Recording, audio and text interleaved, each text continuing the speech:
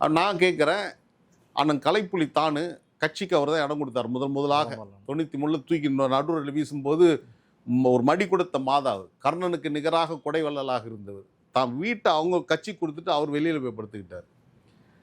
அந்த தானு கருத்து வேறுபட்டு வெளியே போகும்போது என்னுடைய திருமணத்துக்கு 5 லட்ச ரூபாய் கடன் வாங்கி அவர் தான் கொடுத்தார், மார்வாடி ஃபைனான்ஸ். நான் அவருக்கு வட்டி கட்டி அப்புறம் பணத்தை கொடுத்தேன், என்னுடைய திருமணத்துக்கு வாங்கி கொடுத்தவர். அப்போது அவர் மகனுடைய திருமணம், அந்த திருமணத்துக்கு நாங்கள்லாம் போகணும்னு முடிவு எடுத்துருக்கோம். அப்போ தான் அவர் விலகின நேரம் எல்லாருக்கும் தலைவர் சொன்னார், யாரும் அந்த திருமணத்துக்கு போகக்கூடாது. ஆனால் இன்றைக்கு உங்களுடைய மகனுடைய மகள் பேத்தி திருமணத்துக்கு கலைப்புலி தான் வரணும்னு நீங்கள் ஃபோன் பண்ணி அழைச்சிங்களா? எப்படி? பாலவாக்கம் சோமு எனக்கு பெண் பார்த்து திருமணத்துக்கு உறுதி செய்தவர் பாலவாக்கம் சோமு, மாவட்ட செயலாளர். தொடர்ந்து அந்த பகுதியில் ஊராட்சி மன்ற தலைவராக, இப்போ அங்கே மக கூட இப்போது மாமன்ற உறுப்பினராக இருக்குது.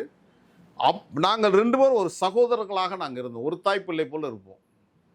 அப்போது அவர் மகனுடைய கல்யாணம் எனக்கு பெண் பார்த்து கல்யாணம் பண்ணி வச்சவராச்சு சார்.